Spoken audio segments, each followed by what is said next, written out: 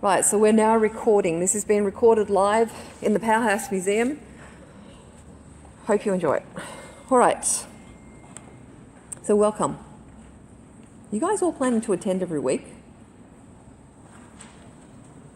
Yes, you are. Good. Now, what's mathematical modelling?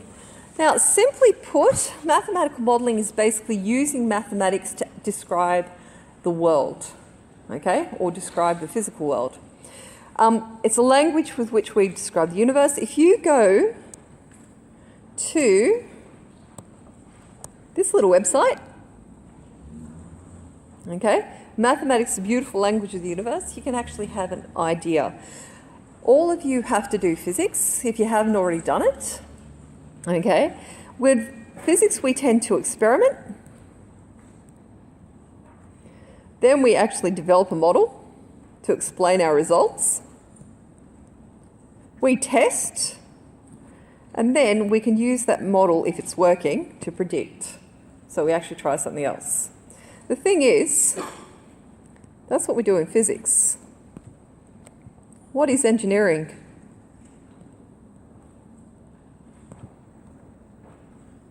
What is engineering? Engineering is actually applying all these models that were actually developed in physics. So you guys are an applied physicists, basically. In fact, my degree was done with the engineers. So 50% of the subjects that I took, the engineers took. Okay? So there is no difference. We're all together. Okay. Can people put their hand up if there is a space on their table? Okay, guys, go to any table with their hands up. Thank you for that. Okay, let me just let that. Can you all see those notes? You know the screen's all around you, so I know it's rude, but you can actually face the screen at the back if it feels more comfortable. Okay. Now, the thing with mathematical modelling is you need to have fundamentals, and one of these fundamentals is matrices and determinants. So we're going to start this subject with this topic, which will actually be used also in vectors, which is the next topic. Okay? A matrix is a rectangular array of numbers or symbols. Now, this here, you can see, it's a rectangular array, so we've got 3 rows, and you've got 3 columns, okay? The size of the matrix is actually given by m times by n, so this case is 3 by 3, when it has m rows and n columns. This is a 2 by 1, so I'm going to actually write this down.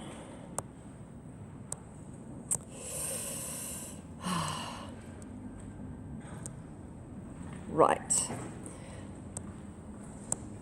One of the negatives of this. Okay, so the size of A is a 3 by 3. In case you're wondering where the lecture notes are, they're actually on UTS Online, and it's in the folder that says Lectures, Tutorials, Mathematical Labs, under Lectures. Okay? So they'll always be up at least the night before, probably a week before if it's a lecture that I've given before. Okay? B's a 2 by 1, so there's 2 rows and 1 column. 3 is also known as a row vector because there's 1 row and multiple columns. So it's a row vector. Row vectors and column vectors tend to be used when we're actually describing coordinate systems. So here is a column vector that is giving you the coordinates. So A1, A2, A3. Okay, so X, Y, Z. And this one here, 2 rows by 3 columns. Okay, the numbers or the symbols, so these numbers, they're called the elements or the entries of the matrix. And you can locate a specific entry by using a double subscript. So that double subscript represents the row and the column. So A21 Does anyone want to guess what that is? 8? Yeah? Did someone say 5? There's no 5 in that matrix. Okay. This one here, 2, 1. So we're actually going row 2. Cross 1, there's only one column anyway, so B. M2, 2. We're going down 2 rows and across 2 columns, so minus a half. Okay?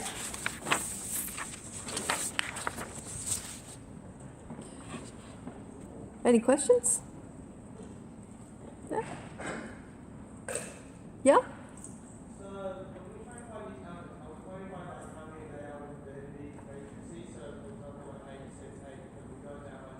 Okay, slow down just a little bit.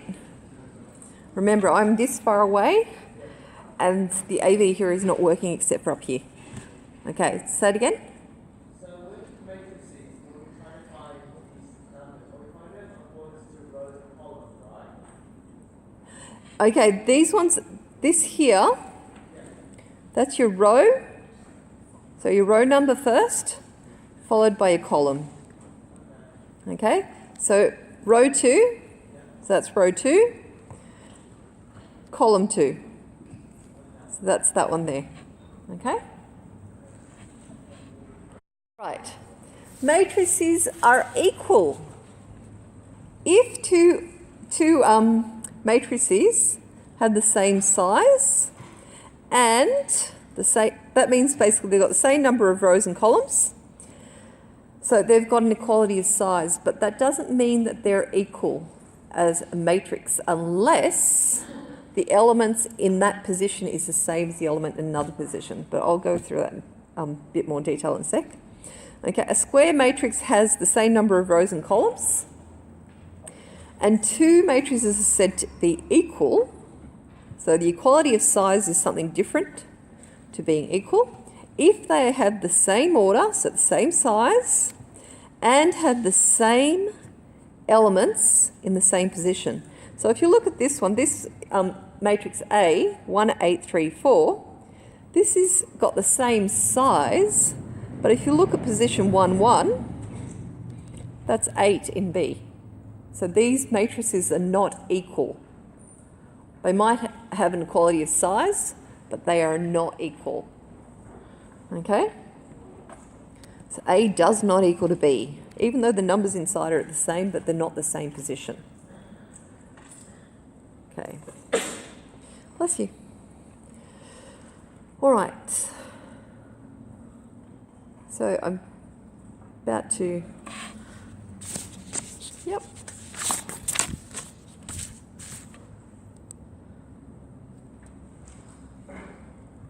At 10:20, anyone who's got a test at 10:30, just get up and go, okay? Don't think you're being rude, just don't make too much noise and just go, okay? All right.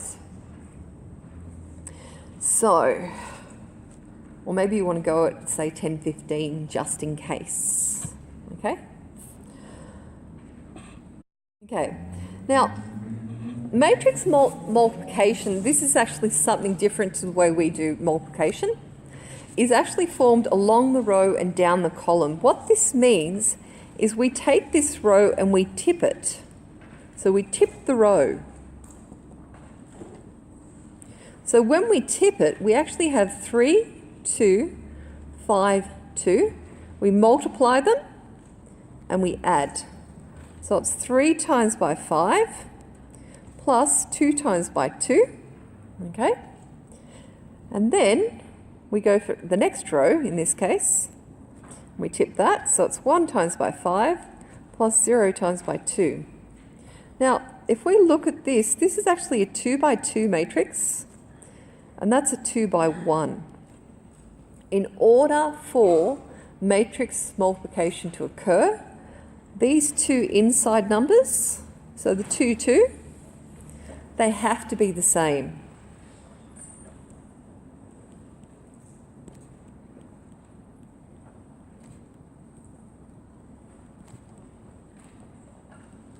Okay, so if I work this out, we've got 19 and 5. That leaves us with a 2 by 1. If you look at this, so 2 by 2, 2 by 1, that's the resultant. So these have to be the same. Okay, so we are left with a 2 by 1. Okay, so here we have 2 by 2, and that's a 2 by 2. This is possible because these two are the same, and we are going to be left with a 2 by 2. So we have, once again, tipping it. So 3 times by 5 plus 2 times by 2. Then we need to go to the next column and tip. 3 times by 1 plus 2 times by 3. And then, I'll see if I can change the colour.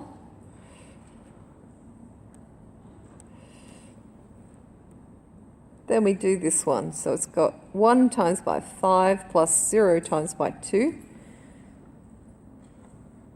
And 1 times by 1 plus 0 times by 3. So we're left with 19, 5, 9, 1. So each one of these forms the new element, and a 2 by 2. Now, in ordinary arithmetic, multiplication is commutative. What this means is if you have 10 times 3, that will equal to 3 times 10, which is equal to 30. Doesn't matter which order you put them in. If we try to do this with a matrix, so here we have this set here, and I've just reversed them, will we get the same thing? So if I tip this, 5 times by 3 plus 1 times by 1, and then I'm tipping here, 5 times by 2 plus 1 times by 0, and this one, 2 times by 3 plus 3 times by 1, and then 2 times by 2 plus 3 times by 0. So we've got 16, 10, 9, and 4. So this is, let's call this A times by B, which means this is B times by A. A times by B does not necessarily equal B times by A, because if you look at the elements here, that's 19, 5, this is 16, 9, it's different. Okay? What this tells you is matrix multiplication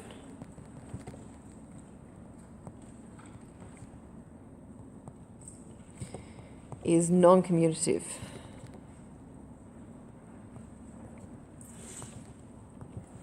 Okay?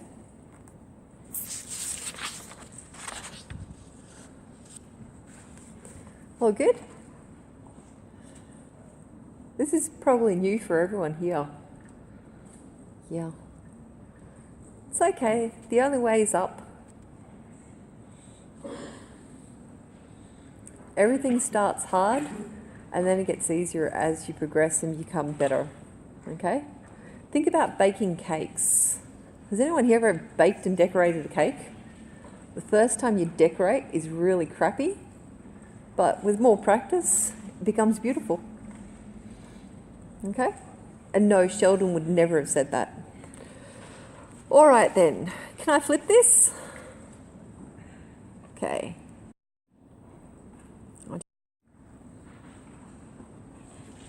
Okay, some information. Matrix multiplication is different from multiplication in arithmetic. Size does matter. So if A is an m by n matrix, and we're multiplying by p by q, n has to equal to p. In other words, the number of columns, that's rows times by columns, and rows times by columns. So the number of columns in the first matrix has got to equal to the number of rows in the second one. Then the size, so it's possible if n is equal to p, and your size will end up being what's on the outside is M by Q. Okay? You can write matrix multiplication as a sum. Okay? I don't expect you to remember that formula. It's just telling you can do it. We've already said that matrix multiplication is not commutative. So AB does not necessarily equal to B times A. If O is the zero matrix, what this means, it's a matrix with all these zeros. That's it. Zero matrix is that. And every element is zero. AB equals 0 does not necessarily mean that A is equal to 0 or B is equal to 0, but I'll show you that in another slide. And AD is equal to AC does not necessarily mean that D is equal to C. Okay? However, if the size of the matrices is appropriate, the following is true. K, where K is a constant or a scalar, times by A times by matrix B is equal to K outside of A times by B, so A multiplied by B, which is also equal to A times by K times by the matrix B. Okay? If we have ABC, the associative law holds, which is also actually doing it in that one there. Okay, and if we have A plus B, so matrix A plus B, and I haven't shown you matrix addition yet, but I will. Okay, and we're multiplying by C, it's the same as AC plus BC. So you could actually multiply these out and then add them up. So it distributes over addition. Okay, all good? So I'm just keeping an eye on the time just to make sure, because I'm probably more stressed out about your first test than you are, okay? Yeah, I've got 800 kids. You guys have only got yourself, okay? So, I worry about you. All right, can I turn the page? Yep. I said I'd return to that. A times B is equal to 0 does not mean that A or B is equal to 0. So if this was A and this is B, if I multiply this through, so 1 times by 2, plus 1 times by minus 2, that's 0. This one here, 1 times by 0 plus 1 times by 0 is 0. Then we have here 0 times by 2 times, plus 0 times by minus 2 is 0, and 0 times by 0 is 0. Okay? So it's telling you these two do not have to be equal to 0 in order to get 0. The other thing is, if we have AB is equal to AC, B does not necessarily equal to C. So if I have C here, and I do AC,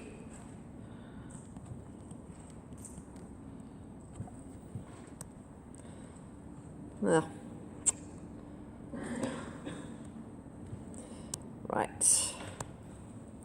So 1100 for A, 003 minus 3.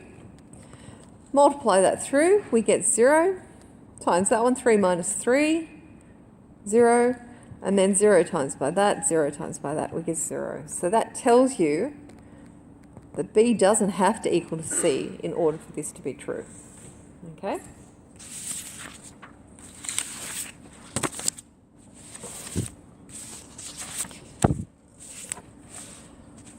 All good?